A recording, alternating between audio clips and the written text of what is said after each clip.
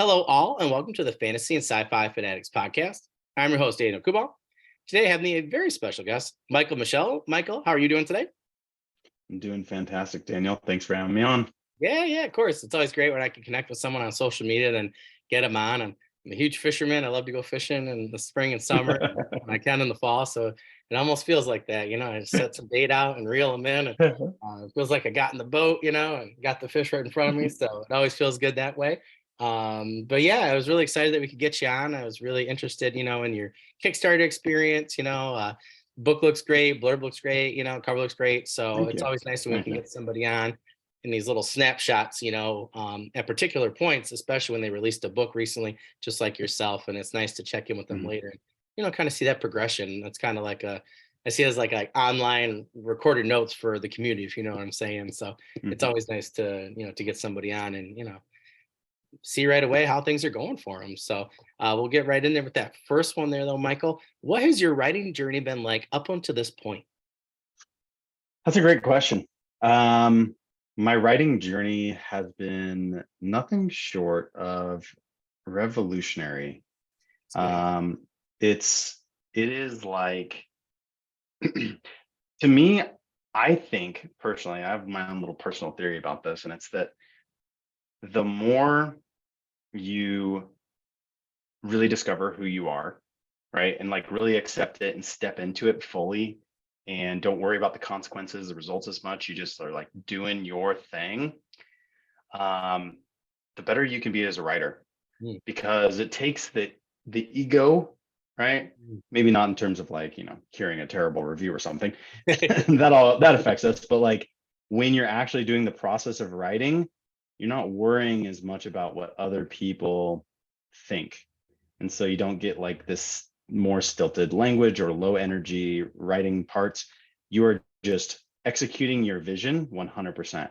And so for me it was like this this interplay with myself in the book, uh and it was like creating the vision while the vision is also helping me define myself more and more as an author and a human being. So um yeah, it's been evolutionary sounds funny. So I'm gonna go with revolutionary. But yeah, it's honestly it's been like I'm not looking back, is what we'll say. Mm. I started writing that book. I wrote another book actually in Oh, nice. between editing that book, Oh, and that nice. book's pretty much ready for publication too. But I'm not Cool. going to release it yet. I'm going to keep it a secret and semi-secret. People know about it, but Yeah. um, finish Nobody a couple tell more. anybody in the audience. Nobody tell Yeah, anybody. shh, keep it secret. Keep it safe. Watch this be like the video that blows up. Instead of being like our normal like 100, it's like 5,000. So I'm like, I'll take it. you can tell everybody now. People love to know about secrets. Yeah, it's true though. Like, because at any time that eighth question I asked, that last one, I'm like, hey, you got any secret projects or anything? And then like as soon as someone says, like, yeah, I got this thing I'm working on, all of a sudden, like the views go up and people must All like right. get to the end and say something. I Yeah. mean, ever since we added that question, our everything shot up like quite a bit. So Really? yeah, I think a lot of people really do like they just like knowing that authors are working hard, I guess. So ends up being really Well, interesting. that's the so something I use to drive my writing process is questions. So I don't know if I think I told you I'm a professional coach Yep. in my day-to-day work life, and uh, that is that whole profession is predicated upon asking insightful or questions that evoke insight, right? And so questions drive my writing process. Anytime I get stuck for a second, the energy gets gummed up, I just start asking questions. What needs to occur in order for the story to move forward? How does this character truly need to develop, etc.? Um, and when you can have questions in the story that you want people to ask high level questions. Oh my gosh, what is going to happen to this character? Are they going to go evil or are they going to go good? You don't necessarily want them to ask, like, why is this in here? Right? Like, Yeah. what the heck is this? Um, but if you can have people asking those high level questions, that's what pulls people along. Right. I don't know if you've ever read a first book, and then after the first book, when it's like maybe they the superpower or whatever pops too early, or something's revealed too soon. And then the books after that, it's just not quite as exciting. It kind of like loses some momentum. Yeah, I yeah. know some TV shows. I always talk about TV shows on podcasts. I don't know why, but Stranger Things, terrifying. The first season, I was so scared of it Yeah, yeah. until I saw the monster. Hmm, Not as scary. that's So once you fair. see the monster, it's not as frightening, Yeah, right? yeah, It loses the luster. Um, but a great example is another TV show of this whole question idea, and that is The White Lotus. If nobody's seen that show, it is, as far as like writers are concerned with dialogue and characterization, it's brilliant. But it also starts with, oh, somebody died on that trip, or somebody's dead. There's a body. And then the show starts right after that. Like the opening scene is like, here's a big question, who dies? And it doesn't get answered for like 8 or 9 episodes. Oh wow. And so you're just pulled through and you're guessing the whole time. You're like, what? Because the brain wants to find an answer, and the Yeah, yeah. brain will stay engaged if it doesn't have an answer. It is a problem solving machine. And so the questions are massive in that way. I highly recommend to any authors out there starting out, start asking yourself some important questions. Hmm. I think that's actually really good advice. I have been kind of doing the same thing with my Kindle Vella series. I got these two great characters, and I went and I think that was part of the problem. I'm trying to figure out how to, because like story structure in Kindle Vella is different, So the Mm, first 3 episodes are free, so you have to figure out how to get someone enticed. There has mm, to be enough exposition, to get them interested, but then you have to get them. Also, you have to kind of end on a cliffhanger between episode 3 and 4. So that's mhm. I've had to totally this week like reanalyze like the questions, and I think that's actually, I wasn't thinking that ahead of time, but now that you say it, I think that's literally what I've been doing all day is like you know like asking high level questions to make sure I keep the story going, or keep the reader Mhm. interested. So I think that's really really valuable advice. So definitely wrote that down in my notes. To Um, definitely think about that one a little bit more for sure. there's also another piece to that. I mean, for anybody else, I'm going to give away all my secrets. These are not this. Wait, do I give away the secret, or do I hold on to it? Up. I mean, we're going to plummet, right? If I We can give the always secret. edit. It's fine. All right. We'll just Um, like all of a sudden put like, oh, technical difficulties. Like, yeah, that's that'll keep brilliant, them actually. going. And That'll keep them here is going. the best secret you've ever heard. Isn't that great? um, so I used to do this. It just kind of happens naturally now, so I don't need to actually put it down. But emotional arc, plot arc, world arc, or world building arc, and I put that at the beginning of each chapter, and then I ask questions based on those things. So Mm, it's kind of like the emotional arc is what's the character going through, and I would weave that in with what they're going through, like how does it move them forward in terms of their emotional arc. The plot, how can I also move the plot forward at the exact same time? And world building, how can I reveal another part of this world, slowly as time goes on. And it's just always weaving those things together every chapter, because in mm, my opinion, if you don't have those three things weaving together, it doesn't feel like a flawless or smooth yeah, experience for the reader. yeah. Oh, I like that. But that's how I would categorize my questions. Yeah, yeah, yeah. Oh, I really like that. I've been thinking about a lot here, Michael. That's good. Yeah, This is the that's reason good. why I do this. People Mhm, always ask me, like, you got a lot going on. I'm like, I just need, I'm like, I don't talk to a lot of writers in my everyday. I talk to them on Facebook, but, mhm, messaging somebody on Facebook's a lot different than, actually have a conversation where someone can explain their point. And, it's mhm. funny to, it's funny because this always is serendipitous for some reason. I'm sure it's because we Of all, course. we're just, yeah, just sitting around here all day writing and thinking about writing and, listening to a lot of the same podcasts or read the same people. Mhm, But yeah, a lot of this is what I've been struggling with lately. So it's funny mhm, to hear you actually, put words to it. And this happens all the time. And this is why I try to encourage people to go on a podcast or listen to a podcast, at least, so you can get some of those ideas. I'm obviously, like I said before we get started, I teach history. Cultural diffusion's the only way that we're civilization, flawed or strong or whatever you want to call mhm. it, but it's the only way we have civilization. So I think that, yeah, those are three great prongs to the writing fork, if you will, or pitchfork, Thank you. depending on how you see writing. Okay, you say you teach history, right? I have a Yes. very important question for you. Yep. Genghis or Jangus? Genghis is what has been popular recently. Okay, so I'm like, is this just a phase? It's Jangus, like, is what I've been hearing. And I And say it, and then I people are want to like, say wait, that hang on. Yeah, well, I want to say it politely because, like, for instance, like I took Korean, Southern Korean, Mm. and in college, and I'm huge into martial arts. So everybody's like, "Oh, Taekwondo." I'm like, "No, it's actually pronounced Tay," and they're like, "Well, what do you mean?" I'm like, it's Korean, and that's how it's pronounced." So, but there have been certain, people that I have spoken to and have listened to, who actually speak the language and stuff, and that's what they've been saying. So that's one thing I've Mhm. actually been changing with my students in the summer, that I teach global or like world history too when we get to him.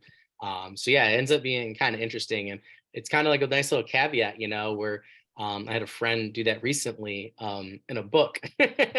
They were actually like, because he's a history teacher, and they Mhm. he's been doing that. So I thought it was an interesting societal thing, where two of his characters are kind of like making fun of each other because they don't know how to say this famous person's name, and Yes, like, yeah, whatever, he did the same thing either I way, like love who it. cares. Yeah, so I laughed That's really great. hard because it was the history teacher in me, that thought it was really funny. That's But great. Oh yeah, my gosh, that's I awesome. love it. Wait, they actually is actually the conversation about Genghis or Genghis in the book, He or a just different name? changed the historical person to fit the fantasy Uh, setting. So I was oh, okay. dying. I'm dying, That's because it so happens all the funny. time for history, you know what I mean? And I feel like it's just been like the last 10 years, especially, like people have really gone back and forth. Um, but yeah, it's so funny to me because like growing through college, it was always Genghis Khan, and I've Yeah. taken a lot of classes and now they're like Genghis changed. And I'm like, okay. And, he made a good point. My friend's like, well, is it going to change again later, another 10 years because of X, Y, and Z. So it just ends up being really interesting, and I just thought it was so funny that he put it into a book. He's like, you'll like this. And he didn't Yeah, tell me what that's was going on. fantastic. I read the conversation, but it was kind of nice, that it was like something that I connected with as a history teacher. He put right in there. So I think some people would really get a kick out of that. Other Mhm. people go past it, whatever. But it might also be an interesting world building thing. Yeah. Because I'm sure at some point, we've all experienced that, even if it's not with history. So to me, Mhm. I'm always like trying to figure out like what are those tiny little things that we do, those sociological things, can I put into world building or into the society? Because I think we're always like, Mhm. okay, there's dragons and stuff. It's like, okay, but like I really liked Warbreaker with Brandon Sanderson because Mhm. he just had like they get ice, right? They're in a tropical Mhm. setting, they get ice, and he explains where they get ice, and he does restaurants a little bit differently. And I always just thought it was so cool how he did the economy and how he Mhm. built the society. And there were like tiny little things that he did. Yeah, this great magic system, these great characters, but for me, it was all about the society. And I thought he did such a good job taking some things from different cultures and putting them together. So for me that was really Mhm. cool. But it leads right back to what you were saying though, with emotional plot and world building arc. I think I was talking to Michael R. Fletcher, and I talked to him a lot online, and I interviewed him for season one, and he was interesting in another interview, and I'd asked him about it later, where he's like, I like to just do this, like, here's my book, here's the world building, and I just peek the book open and a little bit gets out, and then I slam it shut again, Mhm. and then the next chapter something else comes Yeah. out, rather than Yeah. like opening the whole book, and or someone Yeah. else was talking about a bucket. So I think Yeah. that your approach actually, um it makes sense to Mhm. almost, I don't know if I want to call it a measured approach, but I think it makes sense to think, right? What type of world building item am I going to focus here, rather than try and build the whole world? Because I think a lot of people Yeah. get stuck with that. So I just personally think that that's a good way to put it. That not only do they get stuck with that, but then they end up with like info dumps, and stuff like that. Like you don't. It's a fine dance between being clear enough that you stay engaging, Yep.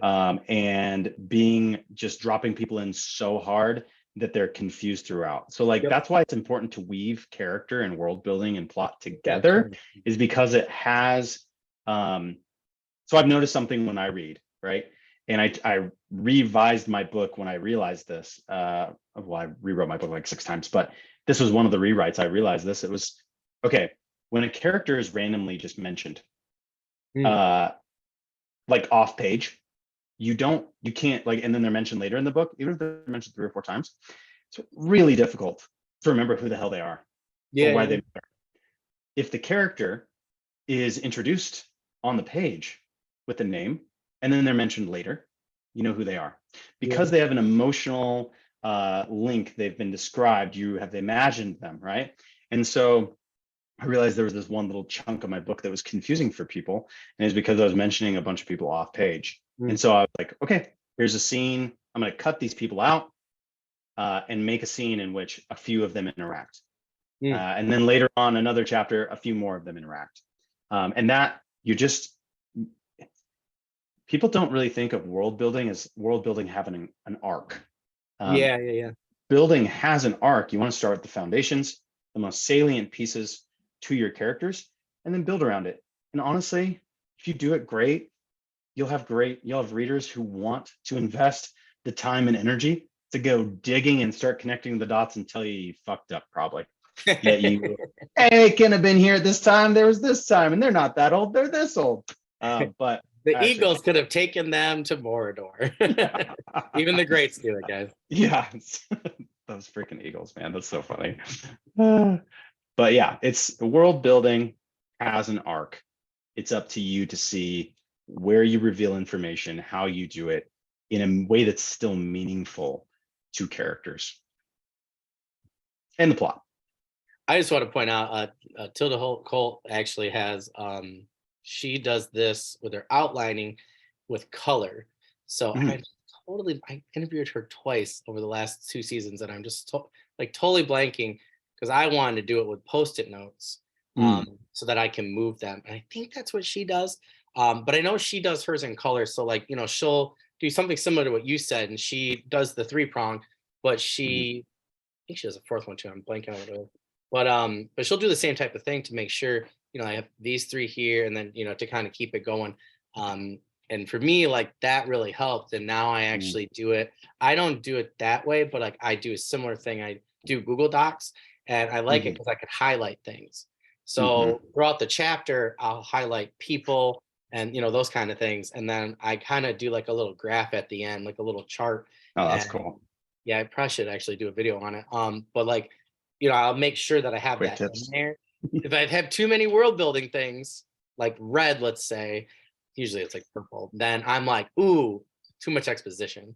Or if I'm Mhm, like, oh, too many characters, like you said, or mentioned off page, I'm like, ooh, red, too many people, mhm. things like that. So it really helps you, kind of like Microsoft Word, right? Where it, tells you how many times you use the word fantastic or excellent or something like that. Mhm. But I feel like it's interesting when you can actually see it in color. But yeah, it's helpful. Trying to think of the word that I probably overused. There's a few, I'm sure of I was just actually saw a TikTok about this yesterday, so I'm actually interested to go into my sci-fi and see which word I'm now using. I think I might actually do a couple of videos on that too. It's probably inky or vapor. I don't know. That's my guess. I had one the other day, but I changed it, so now I can't remember what it was. We'll go with that second one there. I'm actually really interested in this, to kind of dive in more to your book, The Price of Power. But for our audience who has not talked to you a lot on Facebook, what is your book, The Price of Power, about, and how did you come up with this idea? I mean, I haven't even said who I am or like the book that I have a book. People are like, who is this guy? I He's a wrote a book. professional It's called The coach Price named of Power. Michael. Professional coach named Michael. That's all you get. Seems to know about writing to some degree. So this is the simplest way I can say it for people. It's like Game of Thrones meets X-Men. Although most reviewers, the most parallels I get, comparisons out of my like 37 reviews or whatever, the majority, probably more than half, say it's like Joe Abercrombie. I like to think there's more purpose and point with the plot and probably not as well written, but people seem to make the comparison regularly, so I'm like totally cool with that. Totally cool with that. But it's like Game of Thrones meets X-Men, and on a much more deeper thematic level, it is about sacrifice, right? Mm, It's like, what are you willing to give up to really get what you want? mm, What does it cost you? What is the price of responsibility? What is the price of the deeds you've done? What is the price? Because everything's got a price, whether it's for the better or the worse of your world or yourself.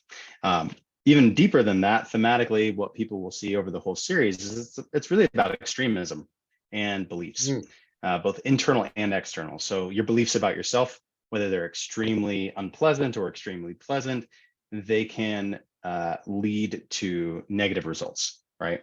Yeah. Someone who thinks so highly of themselves versus someone who thinks so lowly of themselves.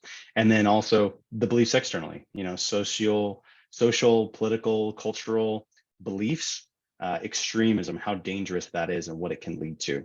So yeah, that's what it's about in a nutshell. That's cool. I like that you said price of responsibility. That one really stuck with me. And the extremism one I like too, because I think that I've been thinking about that recently. Some of the I think the best stories, like, Robert Jordan's Wheel of Time, the Children of Light, they're supposed to be this awesome organization that helps good, but they do a lot of bad. They're actually just the bad Mm-hmm. guys, really. Spoilers, sorry, it's been out a while. But the extremism there, I think, is, that's what every time they appeared on page, I like freaked out. I'm like, oh, Yeah. Aaron screwed, or oh, Elaine screwed. Like, it's like I thought that he did such a good job with extremism there, and a Mm-hmm. lot of other stories too. Terry Goodkind, like Blood of the Fold.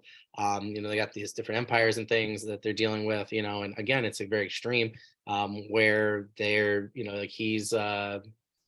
Oh, I'm trying to not give things away. So the main character like finds out like he's this thing, and this Mm-hmm. one civilization is going to make him stay here because he's too dangerous, because magic is so dangerous, and that's extremism. And I've really Mm-hmm. started to analyze that more, in a lot of the stories that I really like. So when you're saying that, I'm like, okay, cool.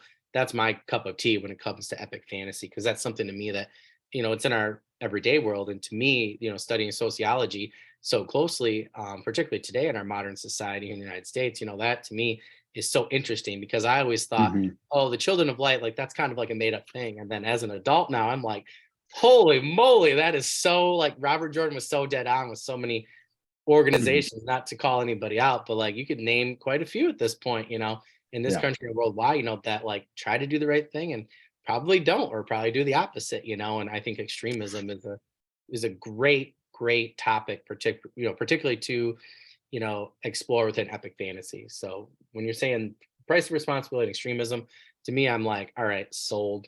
But I already bought your books. Well, let me say a little bit more about the how the magic system is linked into that and the Oh, internal perfect. beliefs. So there's this mountain.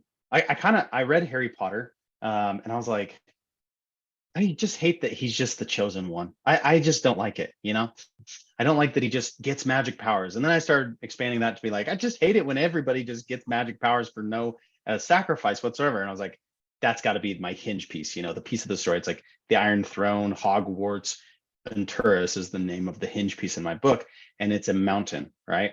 And people go up this mountain, but only 1 in 50 survive, right? And Mhm. of those 1 in 50 who survive, they have some superpower that's based off the thing in their life that has caused them the most suffering, right? Mm. It's not always clear what that thing might be, right? But half of those people go mad.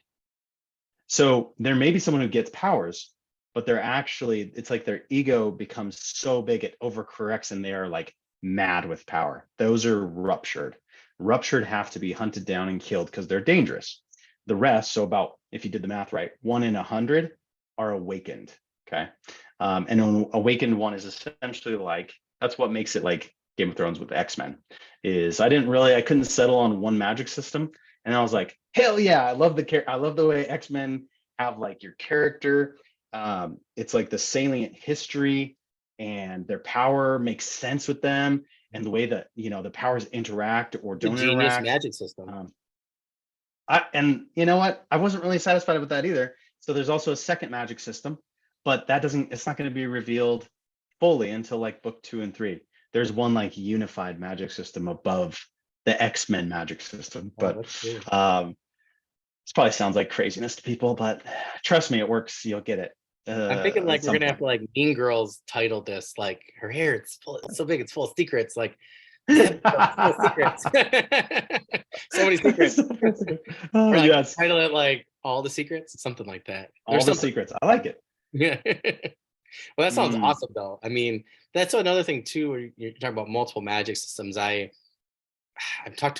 listened to a lot of people, I've talked to a lot of people, and I'm like, ooh, I like that. So like I really like Steven Erickson's where like Mal's in Book of the Fallen, because like we're like, okay, it has like this like druidic, spiritual, shamanistic type, and then which is older, and especially on this planet, it seems like it's somewhat more powerful, but it's harder to Mm, get. And then you have mhm, like the, whatever, like the kind of like the Warrens or whatever, and they get these powers from these other dimensions essentially, um, mm, and these other realms. But then you have like another one too, and I like that he has multiple, and each of them has like a different flavor. It's my buddy and I, my best friend, kind of see like almost like it's like a different like vintage of wine or an ale or something like that, mhm, or a beer, and they're pretty similar, but they're so different, and each person has a different taste with them. So you end up mm. getting a lot of variety. But to me, like, yeah, multiple magic systems, just, I don't know, it's a lot more fun.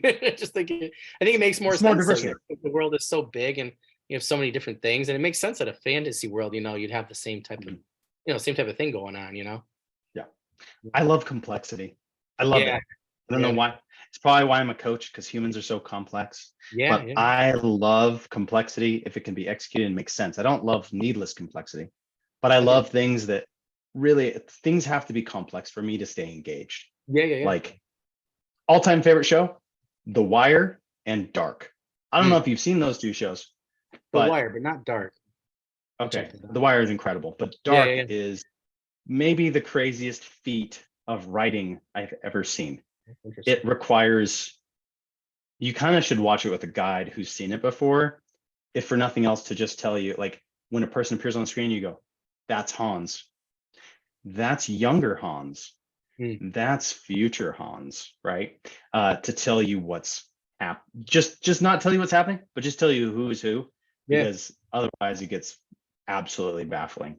I've Okay. seen it twice. I still don't quite understand all of the ending, but I'm totally okay with it. It's just brilliant. So To yeah, check that in out. case you were looking for a TV show Yeah, recommendation, yeah, yeah. Oh, that's I awesome. recommend it. I'm always looking for good writing. Very Well, I well think written. you mentioned a little bit, I think, of this answer to this question, but for our third one, what draws you as a writer to fantasy, and what is it about this genre that you enjoy? Would you say it's the complexity Mm, mm. or the questions that I'd you pick? say complexity is definitely one of the draws. Like my favorite series is Game of Thrones. Mm, I think that it's complex but clear. It's so clear in the complexity, and I just love the way that. Also, I think George R. R. Martin's probably like, he's one of the most technically sound mm. writers in the genre. I also think Richard K. Morgan is incredible. Like, his Oh writing yeah, is just really beautiful. But I think Martin is one of the most technically sound, and I love gritty and complex. That's what draws me more than anything. With gritty, I know that things are going to happen internally for the characters. I like things to be dark, but I don't like things to be like horror dark. I don't love horror. mm. I just like dark because, so it's the tipping point before despair, Yeah, right? yeah, It's like you're a bit of an edge lord here, I guess, with my darkness, but I love like the edge of darkness because yeah, hope yeah, can still exist, right? yeah, yeah, For like a bittersweet ending kind of thing. But then like horror is just, you know it's something bad's going to happen, and then it does, and it fulfills the expectation of just, it just not doesn't feel good, right? yeah, yeah. Uh, if it does, then I question you. But Yeah. sure, there are people out there who really get a kick out of that horror ending, like, yeah, fucking everybody dies, sweet. Uh, but that's not me. I just think the darker and more gritty it is, the more satisfying it can be when that little ray of sunshine bursts through the clouds. Yeah. So that really draws me, and the complexity keeps my attention. I'm not a huge fan of Gary Stu's and Mary Sue's Oh yeah. characters. Most people probably know what that is, but that's like, they do all the right things. They're super successful. They kick everybody's butt. Um, Not my jam. I like a good old fashioned awesome character dies. I think that needs to happen to really make you feel not unsafe, but question when you're Yeah, reading. yeah, Uh, and that brings it back to the whole question and answer thing. yeah, So if you can, killing a character is a good way to have people questioning and yeah. going forward. That's why I think, honestly, one fell swoop of the axe is what made Game of Thrones famous. That's fair. Yeah, that's fair. Yeah, it's very true. So And then a couple of swords and I and like just a dagger, a little some crossbow bolts. I don't know, like you're right. I Yeah. remember whose podcast I was listening to where they were like, yeah, I think it was Wizards, Warriors, and Words with like Rob J. Hayes, Michael R. Fletcher, I love that one. Jed Hurd, and Dirk Ashton, where they were like the thing that made, I think it was Dirk or Rob that said, the thing that made Game of Thrones so good, particularly the books, from the start, was that like it was like a TV show that you never knew, next week who was going to live or die, and you're always on, pins and Mhm. needles. And speaking of questions, you're like, is my favorite character going to live? Is my favorite character going to die? And I think That's that's what the makes question you need to ask. Malazan, yeah, I think that's what makes Malazan Book of the Fallen, enjoyable too. Is like I honestly only kept going to see if certain characters are going to come back to life, if certain characters are going to be dead at the end, and I just want to get done with the crippled god, just so I know like how to feel. Should I Yeah, cry? Should I yeah. be happy? Somewhat both. So yeah, I think that the again, like you said, the questions really get you going. So yeah. Mild tangent, but I'm just gonna have to I'm gonna throw a question out there. Is this gonna be a spoiler though? Maybe I should withhold it. I was gonna bring up a question about, is First Law really grimdark? And I had a Mm, really good point as to why the punchy language and the morally gray characters definitely puts it in that zone. But there's another piece that makes me be like, I don't know. Is it really that grimdark? I don't know. But maybe we should cut this out because I probably shouldn't ask. It'll get into spoiler territory really quick. yeah, that's fair. I can see what you're Yeah. saying though. I haven't read it, but I've had this conversation with several people. Um, yeah, I can definitely see what you're saying though. That'd be Yeah. like a really good video though later though. Like that'd be like a really good one. Um, I'm down. yeah, like genre hopping. I don't know. Well, like just as a side note, just in case anybody knows what we're talking about, like Joe himself has actually came out and said that he doesn't necessarily. He just said this in Wizard Words and Words in one of their last episodes with him, just ironically, and they did like a 3-part one I think with him. But like he actually said he's like, I don't really consider myself that grimdark. So it's kind of interesting that Lord Grimdark actually says that at times. That's You know, so just okay. saying. A lot of reviewers say my book is grimdark and they compare it to Game of Thrones and Joe Abercrombie. I probably got like 37 reviews and like almost 20 have said something like that. I don't know that it's grimdark. This is kind of the big debate. I don't know that it's grimdark. I've had a couple people say, no way it's grimdark. But I mean, if I had to rate it on a rating scale, I'd put like Game of Thrones is probably like a 7. R. Scott Backer and Black Leopard, Red Wolf are like 9, 10. And I'd put like Me and Joe, Price of Power, and Joe Abercrombie's First Law into like, I'll say like 3 to 5 range, by 4 or Mm, 5, something like that.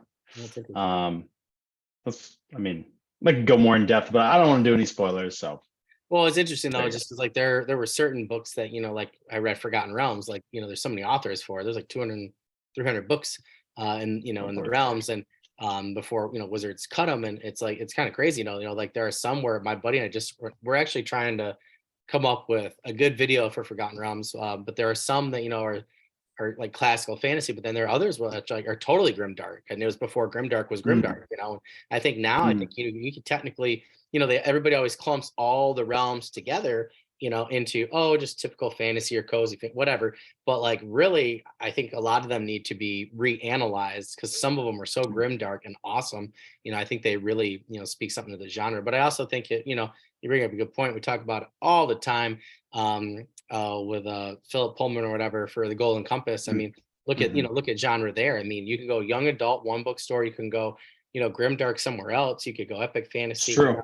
Still sold millions of copies, so it's interesting. When Mm, some authors put here, but then you can share these readers with some other genre. So I think at the end of the day, people always ask me like, "What's your favorite?" I'm like fantasy, and sci-fi. And I'm like, mhm, I don't know, it's like I think again, it's like we're dividing ourselves almost, mhm. too much, I think, to a degree. Yeah. Like if it's a good story, good character, the author is not a, he's a, they're a good person, not a piece of crap, human being or Mhm, whatever. I'll read their book, review it, and enjoy mhm. it. So it gets kind of interesting, I think, But yeah, I definitely want to do like a video about genre and genre hopping, I guess is the way. Yeah. I guess this is the only way I can describe it. But yeah, because I've had a lot of debates with people privately Mhm. about the same thing before we get on and after and stuff like that with different books we talk about. But yeah, that'd be a really good one. But it's Yeah. interesting that And people have compared you, and with Joe and First Law, because you are saying like I don't think I'm that grimdark. So to me like that's interesting. Then that might also say like something about maybe how you handle things in the future. So I think it's an interesting yeah. conundrum for you to be in. So Well, I think if I'm being totally honest, the thing that I would say two things. So I think I get a lot of Game of Thrones comparisons simply because of like the side characters, mm, and there's a certain like tone and voice that they just kind of gotcha. feel like Yeah, that. yeah, And the politics is very complex. yeah. Mm, There's a lot of political intrigue that's complex that probably feels somewhat similar. yeah, yeah. With Joe, the comparisons I think with Joe that are coming up have to honestly do with like writing style, Mm, like really punchy, descriptive, violent scenes, which I think is an aspect of grimdark, but I don't think it's maybe the ultimate like crowning yeah, yeah, point that puts you into it necessarily, because there's still some hope in my book, yeah. but yeah, there's like someone said, hey, this in the beta read was like, this book actually reminds me a ton of Joe Abercrombie. I had a few people say that. And I was like, who's that? And so I went and I read the whole First Law and I was like, yeah, I totally get it. The writing style sounds similar in a Yeah, lot yeah, of yeah. ways, like the punchy language, That's awesome. for some of the more violent scenes. So I Well, was like, just cool, say it. because I was like, I like writing style. Yeah, I mean, he went to school for that and stuff, and has worked recently on, on that style. So if you naturally have that, I think that's pretty awesome. But it also goes to show tone and voice and style, like two people who never read each other's work. Dirk Ashton hadn't read American Gods, and he ended up having a lot of the same language and powers and Yeah, things. yeah. And he had to change a lot, he felt, and then kept certain things, with his books. So yeah, it's interesting after a while. There's only so many combinations of DNA I, floating around out I there. was just You're gonna you're say, bound to, it's man, so dude. true. Lately, I've been seeing all these. There's like so many things that I'm seeing in other books that I'm like I got curious. People have been posting about Christopher Rocchio, I think is his name. Yep, yep. Seems like cool. It seems like a cool series. I have such a long TBR right now, but so I went and I'm like, oh, so interesting. And I went and I like just did the look inside. I do that for like 100 books a freaking month, I guess. But and it was like first lines like the character's name is Volka, and I was like, shit. I was like, that's the name of one of my characters is Volka. And then it happened again with something in red. I'm reading Iron Gold right now, and Mm, something else happened in there. I can't remember what it was, but there's something in there. I was like, shit, I have this name in my book. But it's just it happens. There's really yeah, no way to avoid it. yep. Mark Um, Timmy and I have a lot of the same things because, like, again, Terry Goodkind, really? Robert Jordan, yeah, Forgotten Realms, like Dragonlance, like all the stuff we love and have grown up reading, it's like the Mm, exact same. The only thing I think is different is I haven't read David Gemmell yet. Nobody Killed Me. yeah, I've just been really busy with my baby. I have a bunch more I'm about to read as soon as I have yeah, time. Knock yeah. on wood, but it's like it's That's not crazy. gonna Like, happen. yeah, I know. And I'm like, well, so I'm reading the Blood of the Spear, and I'm like, holy crap. I'm like, we have a lot of similar terms and things, but it like makes sense because, we, had so many different, same reading Mhm. experiences, and Yeah, our we feel like influences, the those well people. we draw from is the Exactly. same for Yep. sure. Yep. Yeah, Yep. Yep. 100%. Yeah, totally. Well, that fourth one there, when it comes to world building, what do you focus on and why? We talked a little bit about your world building, but in terms of like, if there was like, my friend and I were just discussing this the other day, if there was one thing that you would describe your world building on, or the one thing you focus on, I'm curious on what that one thing would be. Is it society? Is it, different organizations? Is it maybe your extremism? Oh, I'm just it curious. can't be. Oh, it can't be. It can't be a focus of one thing. You can't. So, I mean, I You, guess my one thing you, would it's a be question. having It's a question. to Oh, it drove me my nuts, one man. Michael, it drove me nuts. He's like, "Oh, you only focus." I'm like, "What are you talking about?" I'm like, "It's world building. Like that yeah, makes no sense." Like, thank no. you. So I guess the one thing I would focus on is how to focus on everything at once. That's the Ooh, that's a stupidest good answer you've one. ever had. That's a, No, that's silly. I like But that. seriously, it is like you have to be open to everything as you create it. Because you might, Yeah. I mean, honestly, my whole stance is I just go where the energy is and I flow with it. Mm. And it's like, oh, I got to come up with a religious system. And then I'm thinking about a religious system and I go, yeah, but what? Oh, it's an economy. And then I come up with the economy. I didn't even do anything with the religious system. That's just how it happens. Yeah. So Yeah. I would say in terms of my process for world building, it is a interplay between character and world. So sometimes I'll be writing a character and I'll come up with a piece of their back. I'll make up a piece of backstory. And then I'm like, holy awesome. I'll plug that in, fit into this and this and this, and you just connect a bunch of dots with that. And then sometimes it's like this character kind of needs something, or like I need something for the world. And then like this character springs to life as a result of the world. Yeah. And so Yeah. there's this constant echo, this constant dance between the two. And I think that I mean, it makes me a little nervous seeing that I have like 1.5 books written of 5. And I'm like always still creating things. And I'm like, crap, at some point I'm going to be trapped, locked in, and I don't get to make up anything new. I'm gonna have to go with Yeah. what I've got for that last book, right? Yeah. That choke point will probably hit around book 3.5 is my guess. But yeah, that's the simple and the sweet of it, is just the interplay and dance between character and world. Um, yeah. I also draw a lot from history, by the way. Like you'd probably It's the love best way, you personally.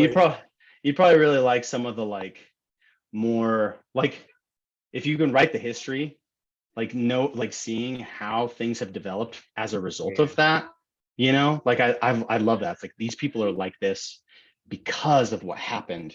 you Yeah. know Yeah. these people are like this, these are like the risk takers because they were explorers who came over and like wanted to strike it rich, and these people are like religious missionaries, so they're a little bit more conservative in this side of the world. They don't like these things, and the religion doesn't like the native peoples. That makes sense.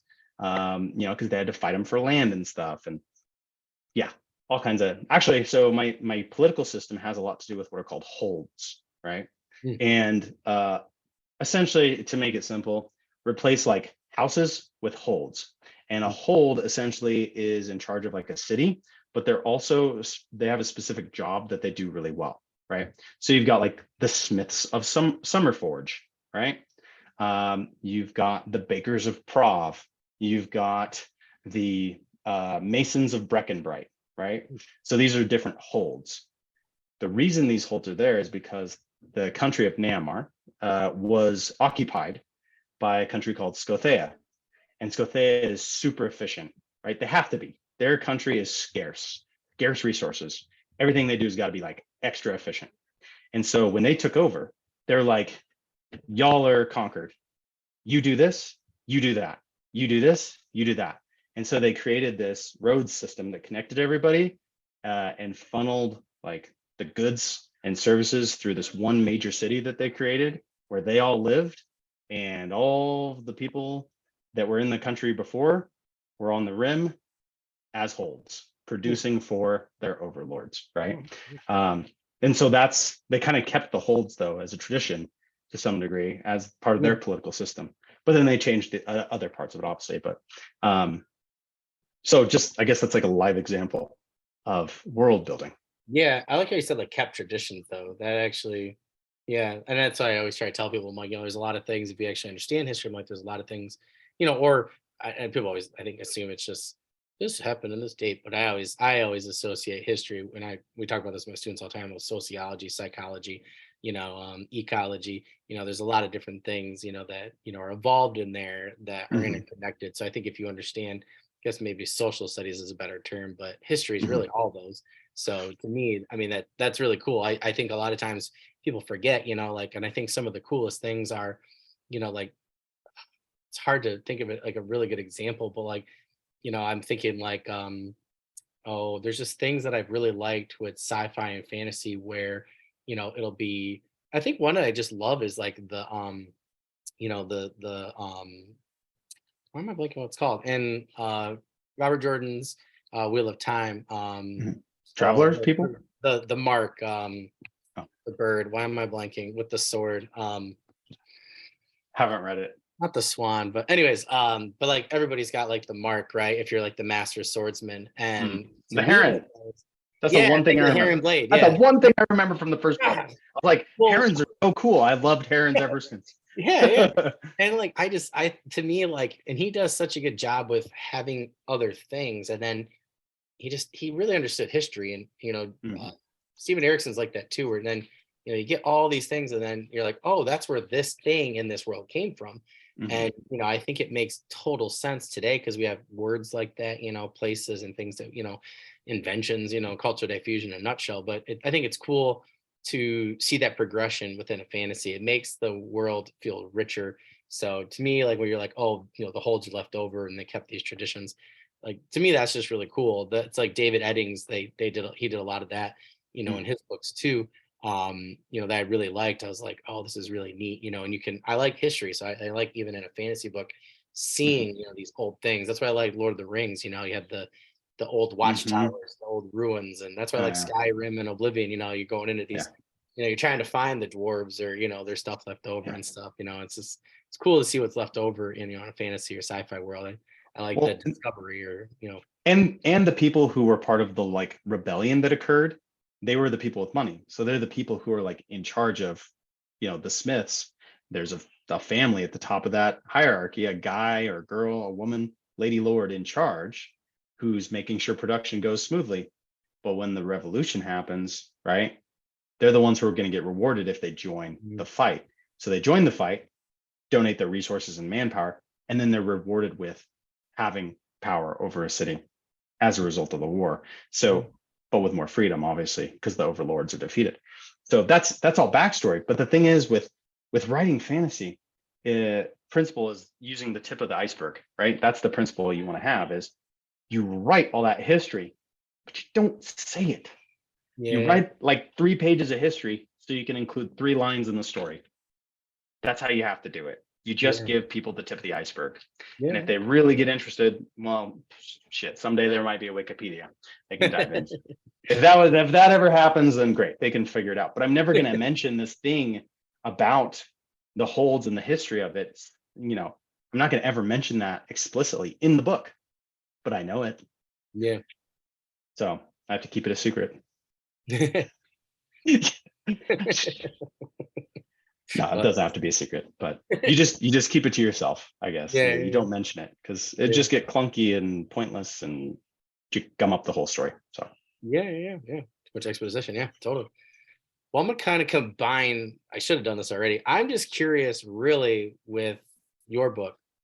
First mhm. of all, like, I guess there's two main questions. Like, one, I'm curious at what your main challenge was with writing and publishing this book, and two, why did you decide to go with a Kickstarter?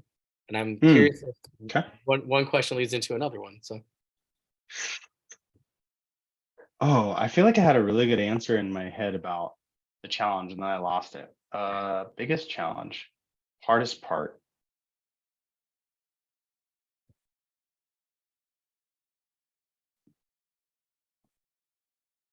I'm gonna go to the Kickstarter one for now.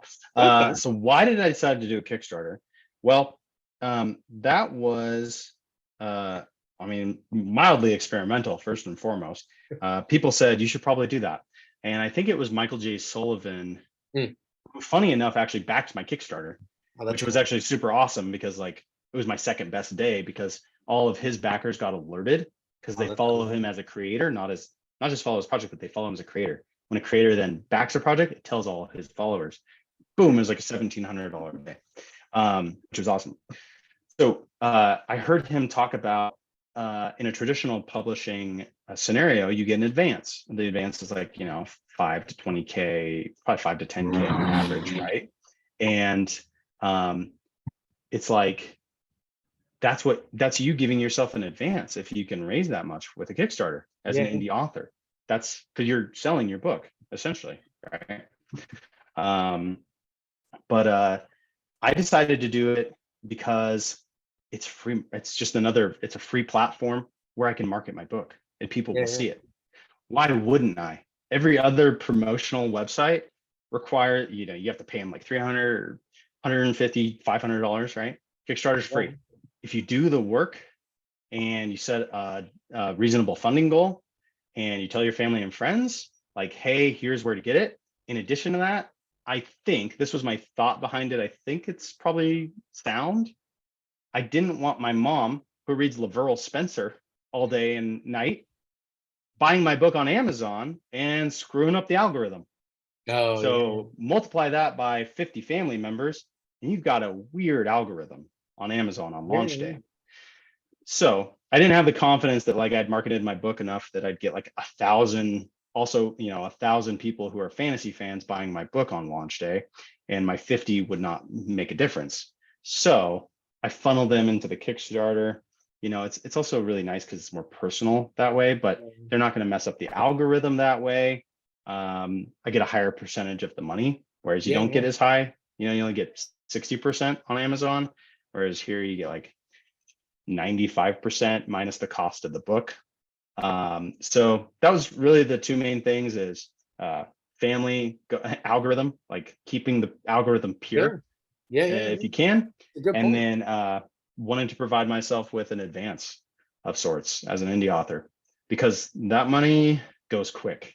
If people don't know it, it is expensive to indie publish. Sure. You're looking at, depending on what you're getting, I would say minimum you should spend probably $3,000, but probably upwards of 10,000 for um, if you're going to. I only hired a proofreader, Mm. but some people are hiring developmental editors and stuff like Yeah. that, and some people need that, etc. Covers range from $50 to 1,000 plus Yep. 2,000. So, anyways, so all that money I raised from the Kickstarter will be gone like this. But yeah, But that's people always okay. think it's left over. They're like, yeah, I raised like, oh, but you raised like 5 grand. You're like, yeah, I put it all into the book. Like, Yeah, and I mean, an artist for I have a novelette that I just wrote that's like 13,000 words, and I'm gonna hire somebody to do the cover. It's probably gonna cost me like 750,000 bucks, something like that. yep. And that's just a novelette. So, Yeah. um, but once you have that art, it's there forever. It's evergreen. Yeah. So that's That cool. is true. Yeah, that is true. It's got But to what would kind you of say like the one? slowly. I think those are two really good points, though, which I had not considered, and it's totally different than what other people have said about Kickstarter. So now you got me thinking those two things. But like, so what would Oh, you sorry. say Third are? thing. The Oh, no. third thing is free exposure. Just that's another platform. You might get some people with Facebook ads. You might get some people on just word of mouth on Instagram or something, Yeah. or Instagram and word of mouth. But then it's like, why not put it on Kickstarter? Yeah. Where you're getting their Because email list that's too. Yeah, you're that's like the forming a new platform. That's a email bunch list. of emails. Yeah. Yeah, I No, it's increased my true. email list by 200 people, Oh, that's awesome. almost 200, Yeah, yeah. like 180. Well, So sometimes, that's yeah, that's that's still good. 180. Yeah, it's good. Might take you a long time to get that, if you hadn't done that, I mean, some people, Oh are yeah. trying to do that, for 2, 3 years. So just doing a Kickstarter, yeah, Mhm. you save a lot of time there. But yeah, I think that makes Absolutely. total sense. Yeah. Well, what would you say was the hardest part then? Would you say it was the Kickstarter? Or was it trying to just get people to look at the Kickstarter? What would you say like was the hardest part in terms of getting this book out there to the public? Or it could have been to the Kickstarter audience too. Gosh, what was it? I feel like there's been a hardest part lately, and I don't know. Honestly, the hardest part, getting the like book uploaded to Interesting. Ingram Spark and Yeah. Amazon, like that was just annoying logistics that I did not enjoy. Yeah, yeah, yeah. Um, That's a good one. Getting the cover exactly right Mm. was tricky too. Like I probably sent my cover artist like 8 revisions. I was very annoying, but Mhm. particular about it. I needed it to be, your first book. You wanna do it right. Yeah, yeah. Um, that was like the most stressful part because you're literally going. I just put countless hours, 1,000, 2,000 hours. I Yeah. think I've done the math, and I've spent 3 hours per page on this Wow. 200,000 word novel, Wow. and all of that work is now in the hands of some artist who, you know, bless them. I'm sure they're a great person, but they're just working on it for like a week or Yeah. here and there for a couple months at the most. Yeah. And that has the biggest impact on whether or not you're successful Yeah. as an indie author and if That's your book true. sells. So that was very stressful for me, that whole experience. Um, but yeah, hardest part, the logistics of uploading the book to multiple Yeah, yeah. platforms. Was not a fan. Getting those specifications correct and getting like ISBN and stuff. Yeah, I'd rather be writing. That's what I'll say. I think that makes sense. Well, we're almost out of time, Michael, but I just wanted to make sure with that last question there, just to leave people with your product here. So, do you have any news, updates, current projects, things like that you're working on? We know you're working on a secret project, but was there anything else that we could leave the audience with before we headed out for this episode? Yeah, I got a number of things in the works. So the Price of Power is currently out. It's on Amazon. It's in Kindle Unlimited, ebook, hardback, and paperback format. Please read it. Go get it, read it, and leave a review on Amazon. I've also got 150,000 words of the second book already written. Oh, So wow. I only got about 60 to go, and then a couple rewrites. So hopefully that'll be out by the end of the year or early next year. I have another book series that's secret that is currently in the works. Book one's done, book two's partially done. And then I've got a novelette of about 12,000 words that's going to come out sometime in the next couple months. And that is called Songs of the Broken. And that is a prequel to The Price of Power. And I'm going to be offering that to people for free. So at the very least, go do the look inside on Amazon, read the first 10%, see what you think. You'll notice if you like it or don't. Some people love the prologue, some people hate the prologue, which is really weird. Some people, it's like people will specifically in the review be like, I hated the prologue. And then some people will be like, that's the best prologue I've ever read, which is confusing to me because I couldn't decide whether I wanted to cut it or not. So there you have it. Well, I'm going to make sure to put this in the description for you for definitely Songs of the Broken. If there's anything else that you want me to throw in there too, any of your websites or socials, just send that to me. But yeah, I mean, other than that, thank you so much for coming on today, my friend. And I look forward to speaking to you more in the Fanatics group. And if there's anything I can do at all to help you out, in the meantime, just let me know and we'll share whatever and we'll get the book out there. So awesome. Thank you so much, Dan. I appreciate it. Also, just like I'll definitely send my socials, but also just a side note, I just think it's so great how much you love your kid.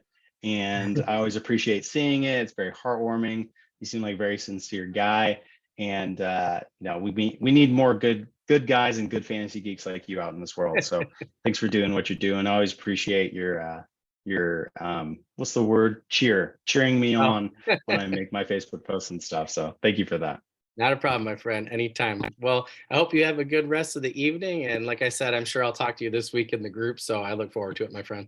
If you can't hear it, there's a bunch of ladies in the background. Do you hear that? I told you. I hear mine it's too. It's up there already. Definitely hungry. They're all laughing back there. It's true. It's happening. I swear. It's real. Well, you have a good rest of the night, Michael, and I will talk to you soon on Facebook, my friend. All right. Peace, Daniel. See you.